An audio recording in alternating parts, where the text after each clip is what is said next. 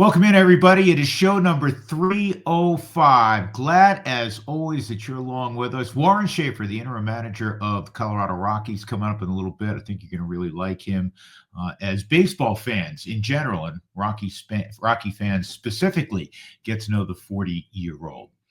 We are sponsored, as always, by Steel and Huntington Bank. Steel's outstanding. They always have great deals going on. More than 40 products right now are on sale. Blowers, trimmers, mowers, all kinds of stuff, accessories, and they have low financing options as well. It's time to get out there in the yard. The weather is being consistently pleasant these days, so you want that yard looking pristine, and you need help from Steel, S-T-I-H-L, steelusa.com. Go shopping there, and then go to steeldealers.com to find a dealer, I'm sure, in your neighborhood. It's S-T-I-H-L, steelusa.com.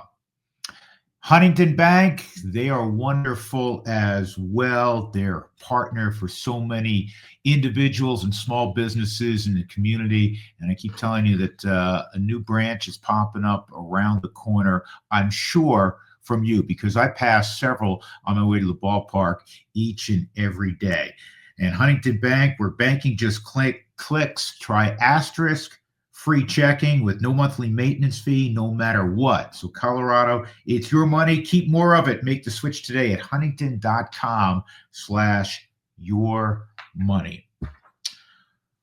Okay, let's talk about the two teams that recently bowed out. Unfortunately, we know the Avalanche have been gone from the playoffs for a couple of weeks now. The Stars moved on. I don't know about you, but I am rooting for the Stars to win it all, because it will validate just how close the Avalanche were. And I know that's kind of a backwards, back-ass compliment, but there's truth behind it. You know, the Stars got past Winnipeg. It's going to be a good series with Edmonton. I wish, like all of you, that it was the Avalanche playing the Oilers and McKinnon and McDavid and Draisaitl and the Stars for the Avalanche, Makar, of course, but it's not.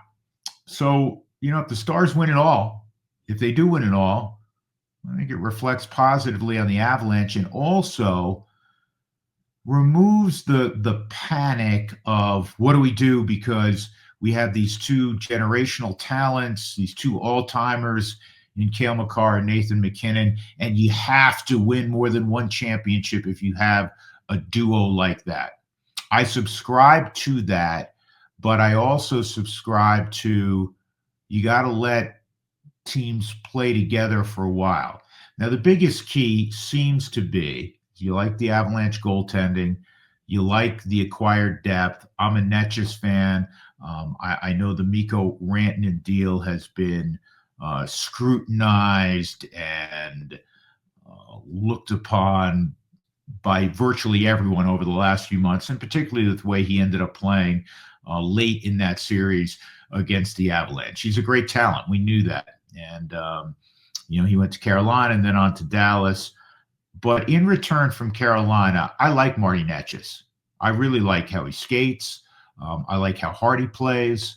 I like the fact that Jack Drury adds depth, and there are so many examples in not only the Stanley Cup playoffs this year, but every year that suggests, and see Edmonton, we were just talking about them, right? That it can't just be superstar driven. There has to be depth, because hockey is about the gritty goal, the grinding of a third and fourth line that ultimately may provide the difference in a series. And so for that reason, the depth piece is really important to the Avalanche and why they're better now than they were a year ago. Now the focus seems to be on the 2C. If Brock Nelson leaves, maybe for Minnesota, they have a lot of money now under the cap, or significantly more than they did in recent years, then it makes some sense because he's going back home. I would bring back Brock Nelson back if you could. I know some will say, well, he wasn't great in the postseason. He was better later in that series. He still only played with that group for a couple of months. and you have to have an upper echelon 2C. Another name you're hearing if he were to leave is Sam Bennett with Florida, 25 goals, 26 assists this year. He's in the midst of having a nice postseason with the Panthers. I don't know if they let him go. I mean, he's 28, he'll be 29 in a month or so. I don't know if, can they keep him? I'm not as familiar with their cap situation. But there's some similarities now with the Avalanche and with the Nuggets because the Nuggets have this all-time talent also. And the same narrative exists for them. If you have a great player like Jokic, if you have great players like McKinnon and Makar, you got to win more than one. And fortunately, and don't take it for granted, both of these teams did win a championship. And again, I'm not suggesting that, okay, well, then it's good, doesn't matter anymore. It does, because they're three players that are still very much in their prime. Jokic, though he won the MVP this year, is the best player in the world. And I don't think many people would refute that. The Nuggets are a little different. I watched that series when I could, when it didn't conflict with Rockies games. And like all of you, it was pretty simple to break down why ultimately Oklahoma City won that series. They had greater depth. When Jokic came off the floor, the Nuggets were not the same team. And so you say, well, how do you take that group and elevate their play to what we saw a couple of years ago? Keep in mind, they went 7 games shorthanded with a deficient bench, 7 games with a team that won 68 games that may ultimately win the whole thing. With the presumptive MVP and SGA, with all that length up front, they went 7 games. And I know game 7 was a blowout. Oh, by the way, quick aside. I mean, I've always had massive respect for Aaron Gordon, such a team guy, such a tough guy, great defender, hits big shots, my goodness. And then he goes out there with a grade 2 hamstring strain when all the reports were he couldn't play, he's going to be out for a couple weeks. And not only did he play, I mean, he was effective. He had 11 rebounds. The Nuggets need to get more depth. And so many of the things floated, or one of the things floated, as opposed to many, was that you'd move from Michael Porter. I don't think anybody will disagree with this statement. When Mike Connolly gave Michael Porter a max deal, it was way too premature for a guy that had dealt with back issues, that was just trying to stay on the court. That one seemed odd. And now looking back, because hindsight is always 20/20, way too large a deal. Now I have, again, from afar, great respect for Michael Porter.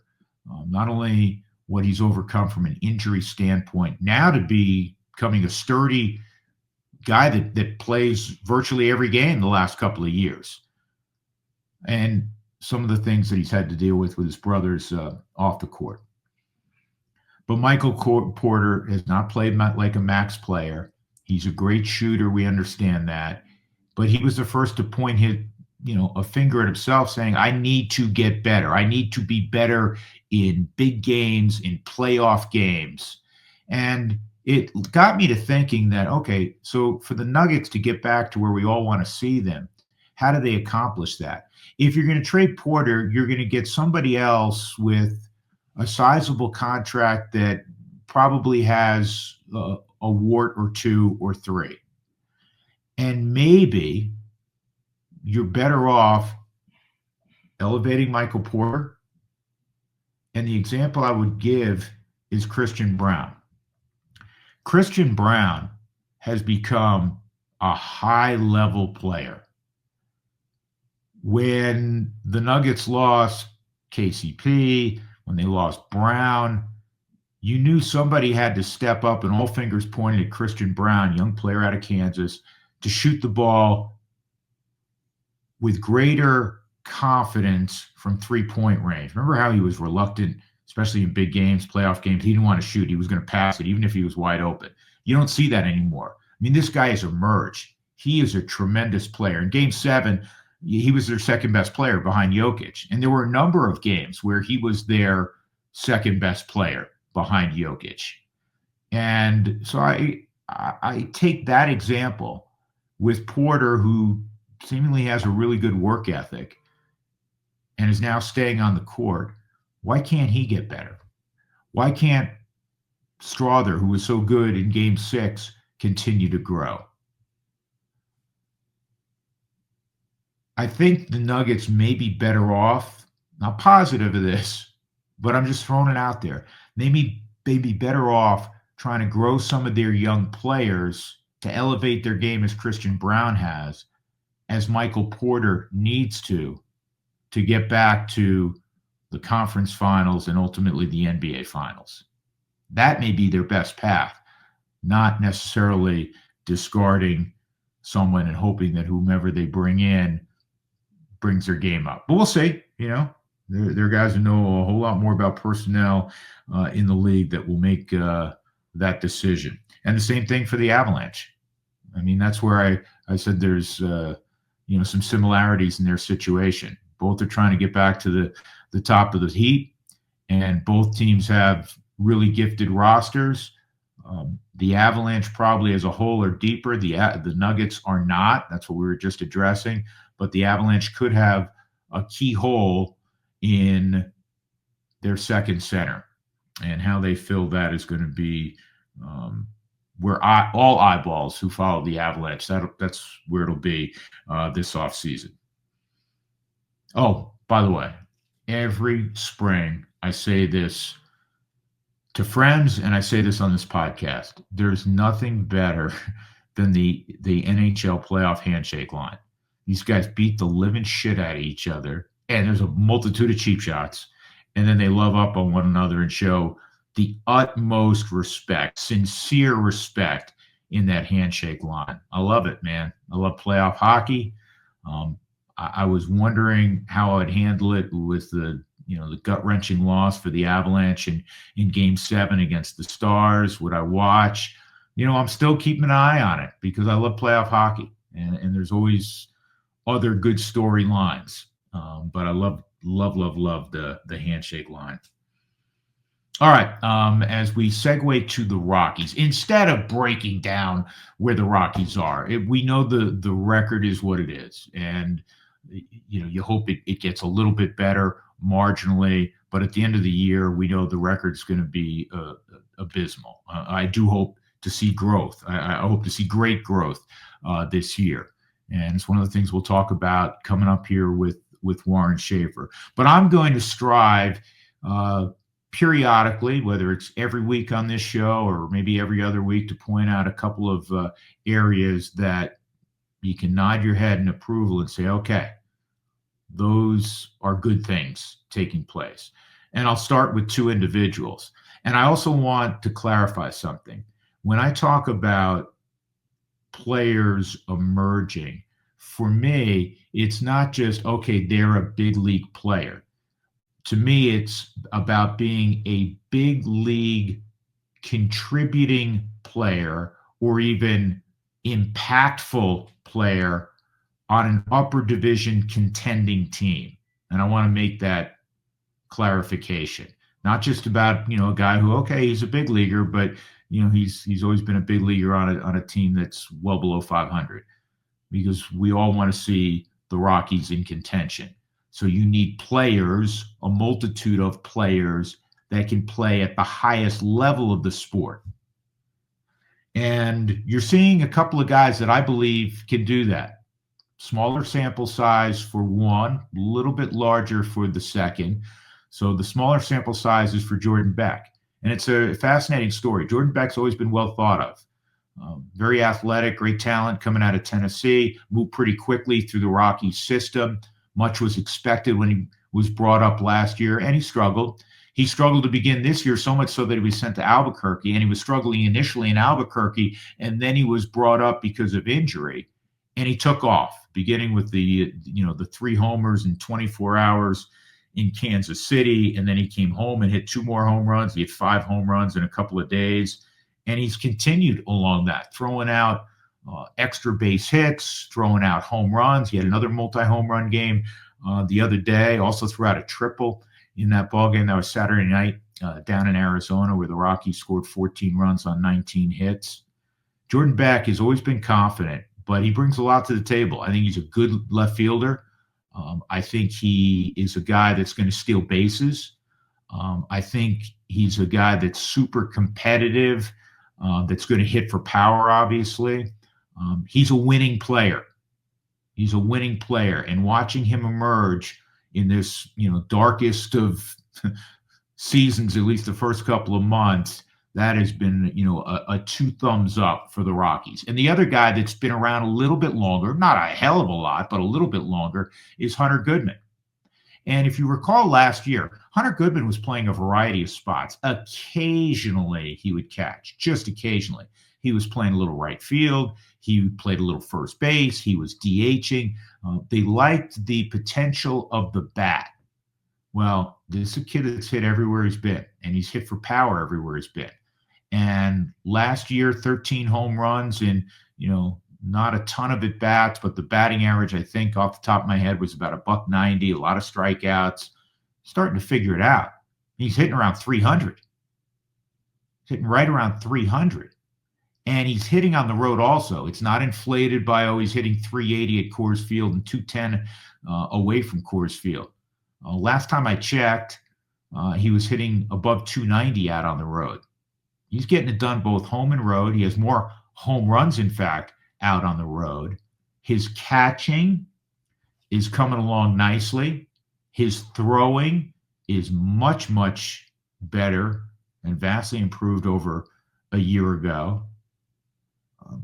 Both of those guys truly look like top of the order, middle of the order bats on a good team.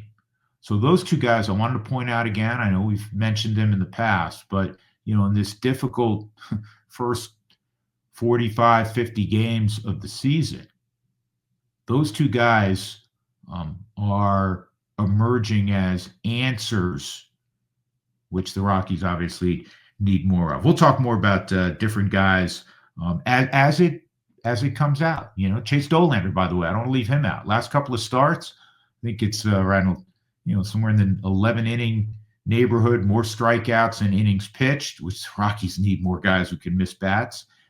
Just a few hits, few runs. That's it. I think 3 runs. He had the one hitter, he had the no hitter deep into the ball game down in Texas. He backed it up with even though he had a lot of pitches in the first inning down in Arizona. He's able to recover. He's got a toughness to him, along with great ability that you really admire. So, those are 3 guys. I said 2. Those are 3 guys that, again, I'm really excited about. I think you're going to be excited about our guest, and that is Warren Schaeffer.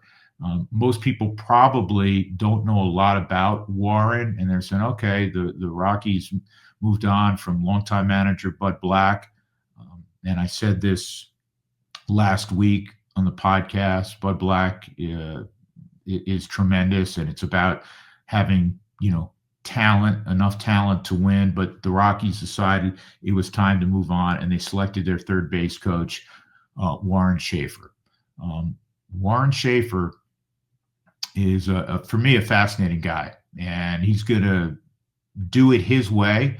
And even at 40 years of age, which in this business is relatively young, he's confident enough in himself and his plan and his ideology. And I think it's going to come out as you listen to him over the next little bit. So the Rockies interim manager out of Virginia Tech originally and Western Pennsylvania, Warren Schaeffer. Did you just shave? So are you clean for this? I just shaved. I didn't shave for you, Drew, but I just shaved. Yes. I'd be a little concerned if you were shaving for me. I was getting a little itchy. Get that for your wife. Now, I'm going to share with you. I haven't gone with the completely clean look, though some have suggested I should. And the only reason I have not is that because then you got to do it every day. No, you don't have to do it every day. You don't? 4 days. 3-4 days. Yeah. I can go 3 or 4 days before I clean Yeah, up. but Drew, you look fantastic. You don't need to change a thing. You look great. No, that's why I love you, man. That's why I thought this was. Yeah, that's the only way. That's the only reason you love me. I flatter you.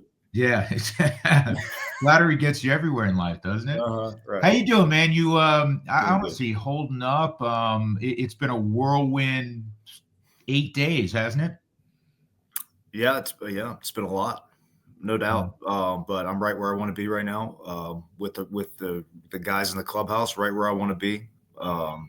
We're moving forward. We're pushing the ball forward. I see progress already. I don't know. It's just it has been on my end. I mean, it's been a progressively getting easier as it goes in terms of just preparation and my brain being clear. Do your victories in terms of what you are seeing each day have to go way beyond when you talk about progress, actual wins and losses, because we all understand what the record is, if you will. Sure, I think that's just where we're at right now. Like yesterday, I thought that there were unbelievable things that we did early in that game that we need to do marching forward on a consistent basis. I mean, you got Beck stretching a single into a double. You got Doyle stretching a single into a double. You got Amador laying a bunt down. Amador, nice redirect play. What else? I mean, there was a lot of really good things. We were in that game, played a clean baseball game going into the eighth. Just didn't work out. But those are the small victories that we have to celebrate. No doubt. We have to keep acquiring these small victories and skills and attitudes the way we play moving forward. I want to take you back for a moment. I'm going to take you way back. So you're a high school kid in Western PA, an old mill town. Is that where you grew up? Steel Mill Town, yeah. Up on the Kiskiminetas River, flows into the Allegheny. Then eventually down to the Point in Pittsburgh. But yeah, see, you and I have spent a lot of time talking in weight rooms around the country over the last several years. Yeah. And you shared with me at one point that you got into a couple of Ivy League schools, but you gosh, Drew, bring that up. Yeah, well, because you chose Virginia Tech, which is a fine institution. But I was always, privately, but now I'll bring it out publicly. I was always like, he seems like a sharp dude, and he's got curiosity to him. But how sharp is he? He turned down what, Harvard and Princeton? I'm averagely sharp. Averagely sharp. I'm not extremely sharp by any means. Trust me. But I'm kidding you. I got into Harvard because I could play. My SATs were good enough to get in with baseball. Yeah, good. No, good for you. And obviously, I'm teasing you. But did you give much thought to that, or was it going to the ACC to play the highest level of baseball? No. I committed to Harvard, but then the next weekend I had another official visit, and I always wanted to play baseball in the South. I mean, growing up as a kid in Pittsburgh, that at that time, and I'm sure it still is with the SEC and everything, that's where you wanted to go if all you cared about was baseball, and that's really all I cared about. Harvard's in South Cambridge. Yeah. No, that's not the South, Drew. Yeah, yeah. So the next weekend, anyway, I went down to Virginia Tech, and they offered me, and I immediately thought this is where I need to be. Turns out it snows there all the time, and it's not warm really at all during the baseball season. But it worked out. That's where I met my wife. Had a great experience, and that my two children come from that. And now your wife played softball at Virginia Tech. Is that correct? She was a way better athlete than I was, no doubt. That's what I was going to ask. So you just preemptively, threw yourself under the bus again. Good deal. Yeah, yeah. No, she run like the wind. She still does. She just got done playing pickleball this morning. But she's okay. So when we're bragging on the kids down the road, they got all their athletic ability from mom. I'd say so. All right. Good. Yeah. Good deal. At one point in time, because you were a 38th round pick, and you were, I believe, correct me if I'm wrong, you were a senior sign, weren't you? Yeah. Okay. So at what point in time are you like, do I give this baseball thing a whirl, or perhaps I go down a different avenue? I was just looking for a shot. I mean, when you're that age, I thought, let's give this a shot and see how far it can take me. I mean, that's what my dad always told me. You play baseball until you can't play anymore. So I mean, the Rockies gave me a shot. I mean, there's not even 38 rounds anymore. Thank goodness. Timing's everything. But yeah, I don't know. I got a shot to play for the Rockies. That's the consistent theme with the Rockies with me, is they've always given me a shot. And I will always be grateful for that. Hey, Schaefer, at what point in time, I always tell high school kids this, that I've coached, and really more so parents, that there's a lot of really, really, really good players out there, and it's a big country, and it's actually a big world now. At what point in time, after you arrived and you moved up through the ranks, I mean, it's not like you topped out in low A ball. Did you realize, you know what? I'm probably not good enough to get to the big leagues? Yeah, I mean, my defense was what let me continue to play, because it was good. My defense was good, but I could never hit. And when you're not hitting, and that's what you do every day. It's just such a struggle. I mean, I tried everything, and my life was consumed by it. Nothing worked. I mean, I know how it feels more than anybody in this clubhouse, how to fail. But anyway, so you just go down the path, you keep going. I was in AA in 2010, 2011, AAA, AA, both years, 2012, AA again. Just feeling like, what am I doing? I mean, there was a point where it was about the halfway point of that 2012 season where I just did not want to go to the ballpark anymore. I felt terrible. I felt like I was letting my teammates down. I felt like I didn't belong. So I talked to my wife at the time. We married in 2010. So we were 2 years into marriage, no money. So, it's really important. I mean, I thought I should probably move on and start actually becoming an adult and making some money. So, and I've told players this over the years too, as managing in the minor leagues, like if you're not having any fun doing it at all and it's nothing but a grind, it's probably time to move on. And that's where I was. Who put the bug in your head, or was it already there that I want to stay in the game? I'd like to try my hand at coaching, or did it come out of the proverbial left field? No, I mean, you start thinking after you call. I mean, I called the farm director and said, I'm done, and leading up to that, I thought, I would like to stay in baseball somehow. My dad always told me, do something that you're going to affect other people with. And that's what I really wanted to do. I wanted to get my foot in and just try to see if I can help some people through some stuff. And Jeff Bridich, Zach Wilson, those guys were in charge at the time in the minor leagues. And I mean, God bless them. They gave me a shot, a career 212 hitter or whatever in the minor leagues. They gave me a shot to be a hitting coach because I had tried everything, and I knew, the ins and outs of the cage at the time. I was all over the place. So I was that for a couple of years, a hitting coach for a couple of years in the Northwest League, and had some good guys to learn from on my staff. We had the supervisor role back then. So I had Giddy, who is here right now, and I had Dwayne Espy as my two supervisors those years, teaching me the ropes on coaching. And then I started managing the next year in Asheville. You got a managerial gig pretty quickly. Does that suggest, and I say this not to embarrass you, just natural born leader or natural born connector? How would you describe yourself? I remember after 2 years of a hitting coach, mentioning to the farm director Zach Wilson at the time, "Hey Zach, I think I'm ready to manage. I want to manage. I like new challenges, and I love connecting with people."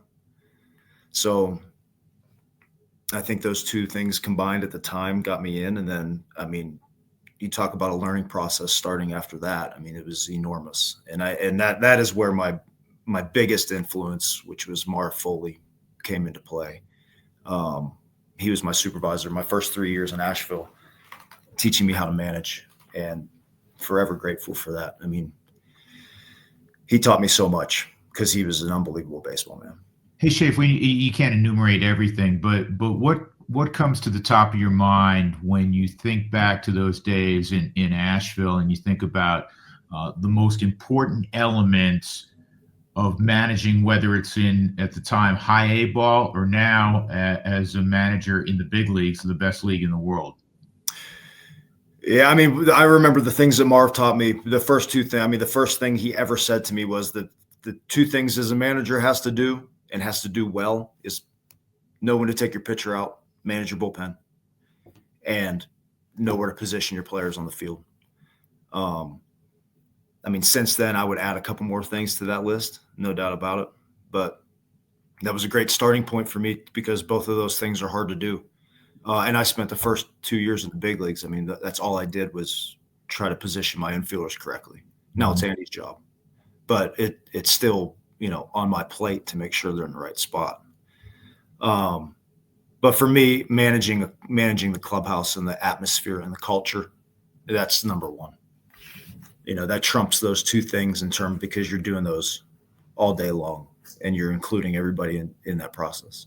And what goes into that? I mean, baseball is day after day, and those of us, that are either involved in the game or close enough that they view it on a regular basis, it's not football. You can't have a Newt Rockne speech after every loss, right? No, that's not really effective. No. For so me, how do you manage? Well, just in terms of Newt Rockne speeches, I mean, for me, the less the players hear from you on a day-to-day basis, the more they will hear you when you actually speak. I just right now is a little different scenario because I'm brand new and there's a lot of things that I want to put into place. So the boys are hearing from me a little more often right now than they will in the future, just to get solidified. But the culture in baseball is to make sure that everybody shows up in a positive atmosphere, fun atmosphere, wanting to come to work every day because it is a grind. It's 162 in 6 months. And the more that you can get guys coming in feeling good about what we're doing, what we're trying to accomplish moving forward as a group, that's when special things can happen. One of the first things you said is you wanted guys to play with freedom, with ease, and I think I hear you saying that in your last response. Well, that leads that is a huge part of leading to that. Go ahead. I'm sorry. I want to hear. People hear from me all the time. I want to hear from you as to how do you accomplish that? Obviously, the team, from a win-loss standpoint, not performing, and there's a variety of reasons as to why. How do you loosen up a guy who's hitting a $185 and is grinding and is punching out 40% of the time?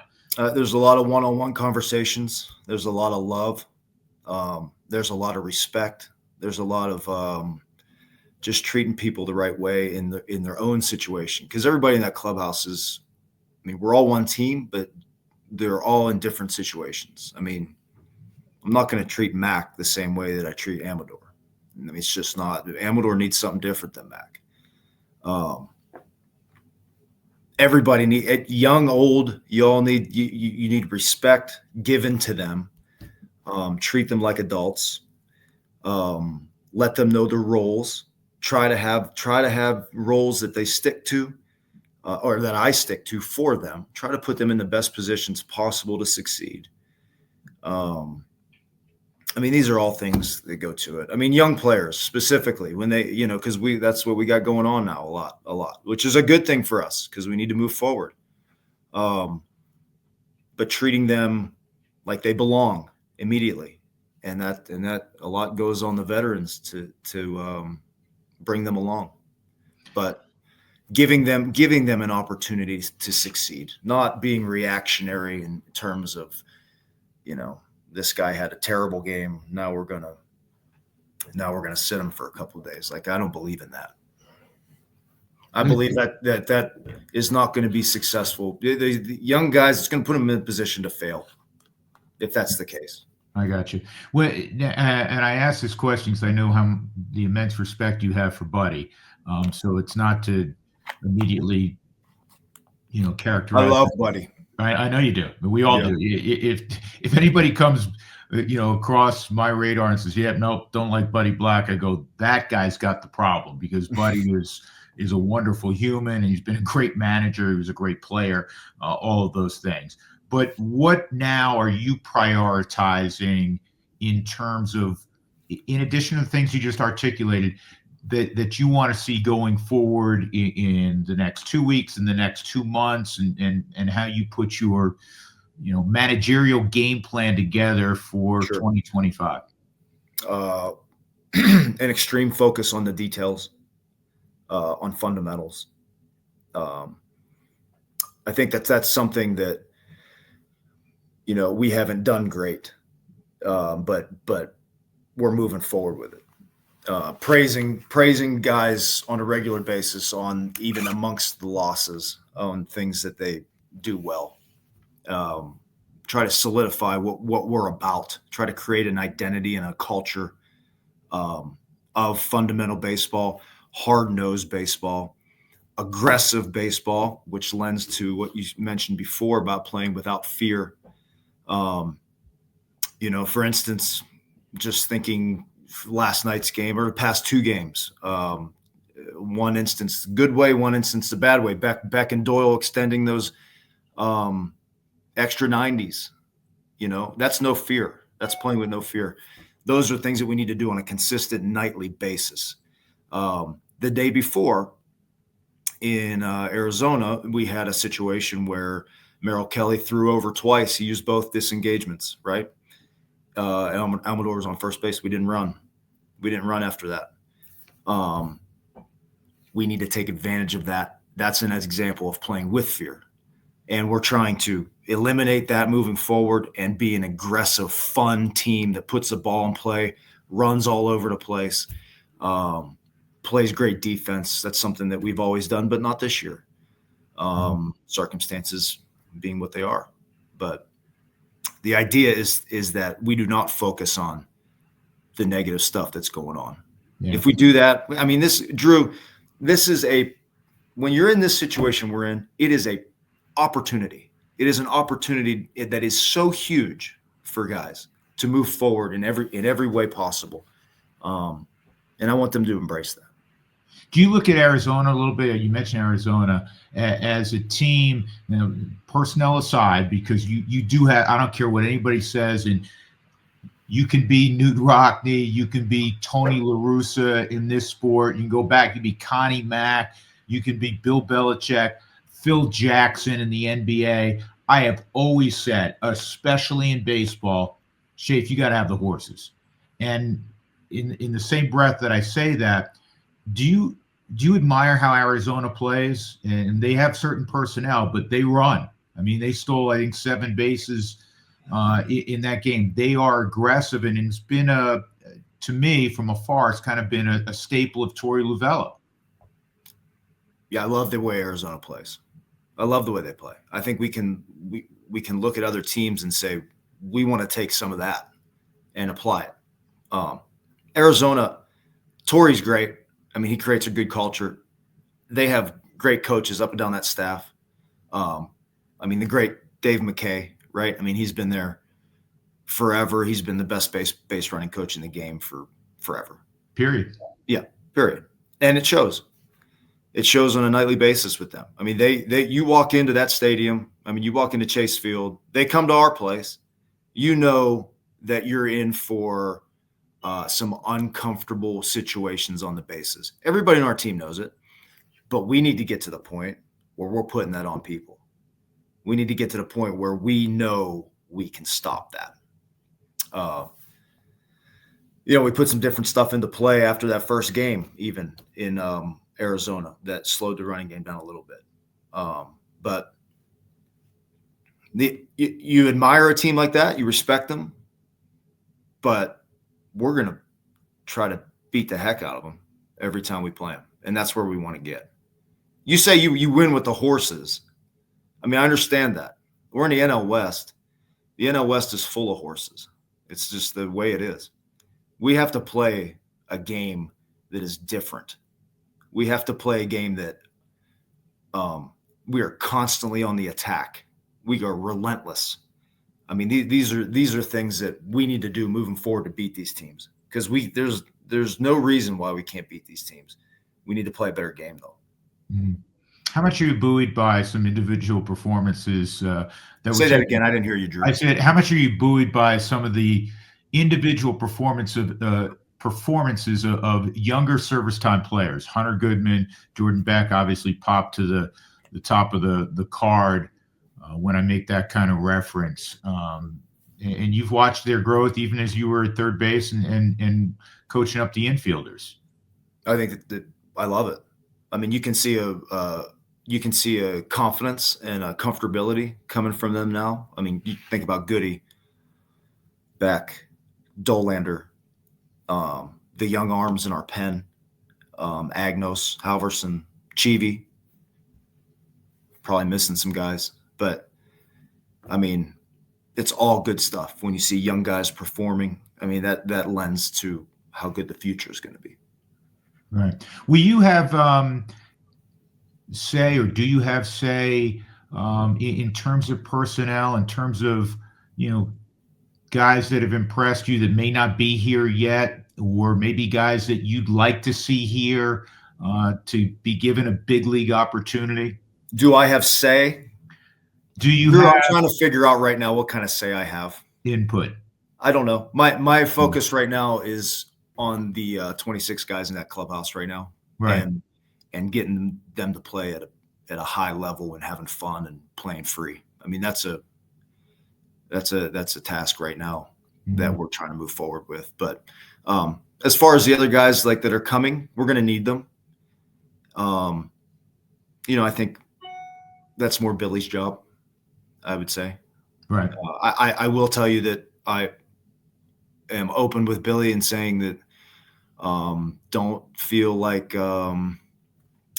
you can't bring guys here because they're not going to develop, because that's a huge focus of us. I mean, we're in a situation where we have a great Andy's 10-time the infield coach that I am, and Andy's running the show now on the infield side. So any infielder that needs to come here and develop at the moment, I mean, it's going to be good stuff for him. Same thing goes with outfielders coming up.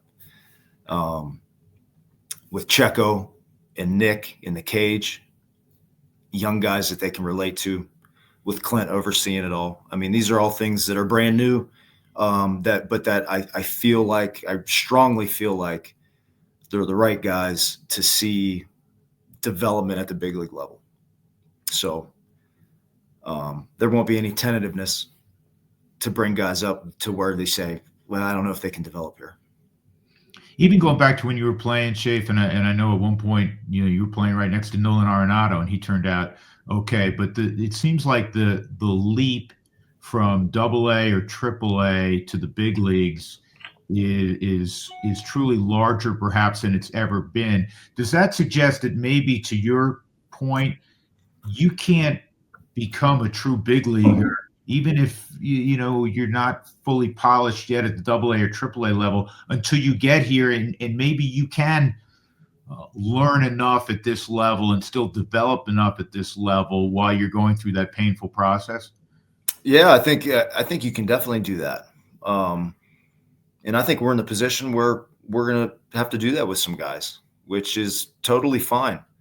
But it's our job, I mean, as a staff, to bring those guys along and to help them any way we can and try to put them in the best case scenario to succeed. I mean, the jump to the big leagues is a huge jump. You're playing against big league veterans that have been there forever, that are really good players that are making a lot of money because they're that good. It's hard to do. It's not to say that you can't do it. Yeah. Couple more real quick. When you called mom and dad, your dad was a college athlete. What did he say to you when you passed on the news that you were going to be taking over? He's just I don't remember exactly, but he's just really happy. I mean, emotional. Yeah. Drew, I mean, whenever anything that happens positively to me, immediately I think about my dad, and I think about in this game. When I was growing up, my dad would come home from work. He's a painter that worked hard, made himself an artist, a really good one in Pittsburgh. But hard work up on scaffolding, just hard blue collar work. Where Schaeffer family painting business for generations in Vandergrift, which is north of Pittsburgh. But anyway, he'd come home from work every day, 6:00, and I'm the only child. So he would come home. Never once did I see him tired, ever. I never once in my life have seen him tired from work. He'd come home and say, "Warren, come on, let's go. Come on, let's go. Let's go work. Let's go play." And he would take me in the snow in Pittsburgh up underneath the street lights and throwing me balls. I mean, that's the stuff that I remember, that when you're older now and you look back, it's just the sacrifice from your parents and just the importance of it all. I try my best to put, I don't, but I try my best to put that into my kids. But it's just an example that just is never ending. One of the images I think of with you is I'll walk around a corner, maybe it's in the clubhouse or, sometimes in a hotel or whatever, and I see you FaceTiming with the kids and your wife, I assume, when you're not, when they're not with you. And this game really takes you away. And Drew, it's brutal. This game is brutal. I know. I mean, the most important thing in the world, other than my faith, is my family. And I mean, I would be lying to you if I didn't say after every single season, you think, should I do something different to be with my family more often? Because it's brutal. The baseball season is absolutely terrible on a family. But you have to have the right woman, and I do, and children that understand and that work with you to try to make it happen, because it's hard for kids to be away from dad all the time, especially as they get older. It doesn't get any easier. Yep. It gets harder, actually. I know that. And I have a little bit of an advantage over you in that, I could take days off when you're a coach or a manager, barring something, really extreme. You can't just say, hey, I'm going to take this weekend off and go watch my kids play. And I took advantage of doing that. But there were a lot of days we'd be driving to the airport to get on the charter, and I'd have tears rolling down my face. I know how that feels. True. Yeah. So I hear you, man. I'm gonna let you run. I wish you all of the best. You know that. Thanks, buddy. You too. I appreciate that, man. I'll see you in a few minutes. People who don't know, Shafe's already in his office. We're taping this at 10 a.m. He won't get out of there till 11 or 12 tonight. So they're long days, man. But it's part of the job, man. I like it. It's part of it, man. Carpe diem, right? All right, buddy. All right. Thanks, Shafe. Take care, bud. Big thanks to Shafe. He pointed something out that we touched on at the end, and I shared briefly that, it would get me emotional when there were times when I was leaving Denver to get on the plane and fly somewhere knowing I was going to miss games. And that's been the hardest part of what has been such a great career, and one that I hope extends many years forward. I absolutely love to do what my main gig is, and that's, broadcasting baseball, Rockies baseball, to all of you. And there is a price that's paid, I'm sure, for everyone, in whatever your vocation is. But you spend a ton of time either at the ballpark, at home, or on the road, and it's evenings, and it's, from, early afternoon forward. You're not just showing up at 7:00 at night. So even if a kid's game is at 4 in the afternoon, very difficult for you to be there. I would catch, a couple innings of games and go in a little bit later when my boys were playing. But there were, as I said, many, many times where, you have tears rolling down your face, and you are not in a bar screwing off. You're earning a living for your family. And as I said to Schaefer, I had the ability to take some time off, and I would take days off to fly around the country when the kids were older and watch them play, whether it be in college or, at different tournaments at home and around the country. But if you're in the game as a player, if you're in the game as a coach, if you're in the game as a manager now for Warren Schaeffer, you can't just say, hey, I'm going to take this weekend off. And oftentimes, unlike me, my family was here in Denver. So when I was home, I was with my family. A lot of these coaches and managers, their family, their home is somewhere else. And once the kids are of school age, they can't just come and spend, 6 months living, in a rental apartment or rental house in Denver. So it's hard. It really is hard on families, especially young families. It's intoxicating to be, in sports and to absolutely love what you do. And that's something that I know Warren will impart to his kids. And I think I've been able to with my boys, that if you truly have passion for and love what you're doing and can make a living doing it, then you are, never truly working. And that's important. It's important to try to find something naturally. We all know as adults, right, that you enjoy and you can make a living doing it. But there's always a trade-off. And in this case, and in Major League Baseball, the trade-off is for 6-7 months you're gone a ton. So anyhow, big thanks again to Warren Schaeffer. I hope you all have a great week. We'll do it again, as I like to say, in 7 days. Take care. Stay well, everyone.